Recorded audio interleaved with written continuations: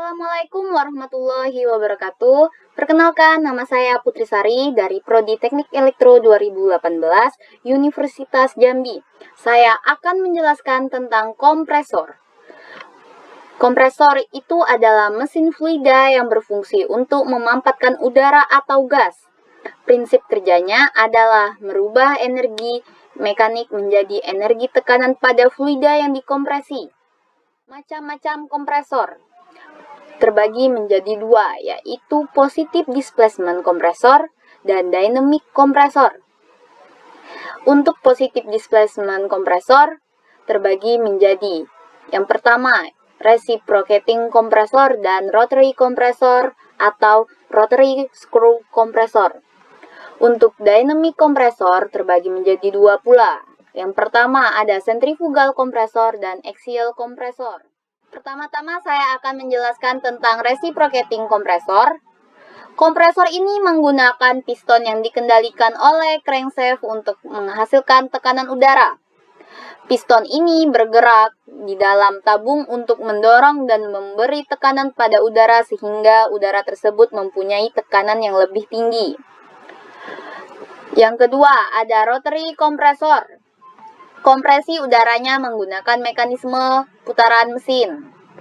Mekanisme ini menggunakan single screw element maupun two counter rotating screw element yang terdapat dalam sebuah ruangan khusus. Yang ketiga ada centrifugal kompresor. Kompresi udara dilakukan dengan menggunakan putaran lempengan logam dalam sebuah tempat khusus untuk mendorong udara ke dalam saluran dalam kompresor. Kerja kompresor digunakan untuk meningkatkan kecepatan udara pada impeller. Yang keempat ada rotary kompresor. Mekanisme kerja dari kompresor jenis ini adalah dengan memanfaatkan lempengan rotor yang terbentuk kipas di mana lempengan rotor ini berputar untuk memberikan tenaganya sehingga udara dapat masuk intake dengan cepat. Bagian-bagian kompresor torak. Yang pertama, silinder dan kepala silinder merupakan bejana kedap udara di mana torak bergerak bolak-balik untuk menghisap dan memampatkan udara. Yang kedua, torak dan cincin torak berfungsi untuk menghisap gas atau udara pada saat suction atau pemasukan dan mendorong fluida pada proses pengeluaran. Ketiga, ada katup isap dan katup keluar. Katup isap dan katup keluar dapat membuka dan menutup sendiri sebagai akibat dari perbedaan tekanan yang terjadi antara bagian dalam dan bagian luar silinder. Yang keempat, ada poros engkol berfungsi sebagai mengubah gerakan putar menjadi gerakan bolak-balik. Ini tipe mengubah Yang kelima, kepala silang atau crosshead berfungsi meneruskan gaya dari batang penghubung ke batang torak. Kepala silang dapat meluncur pada bantal luncurnya. Keenam, batang penghubung berfungsi meneruskan gaya dari poros engkol ke batang torak melalui kepala silang. Batang penghubung harus kuat dan tahan bengkok sehingga mampu menahan beban pada saat kompresi. Prinsip kerja kompresor torak. Prinsip kerja dari kompresor torak adalah merubah kerja pada poros torak menjadi energi tekanan pada fluida yang keluar dari kompresor. Gerakan torak ini menghisap udara ke dalam silinder. Kemudian volume silinder dan udara yang terdapat di dalamnya dimampatkan sehingga tekanan udara meningkat.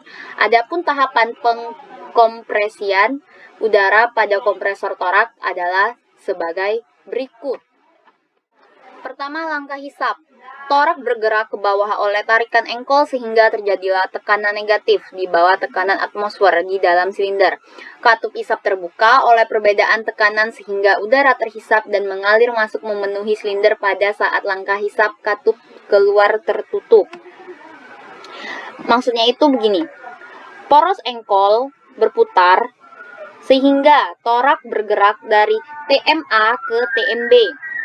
Vakum terjadi pada ruangan di dalam silinder sehingga katup hisap terbuka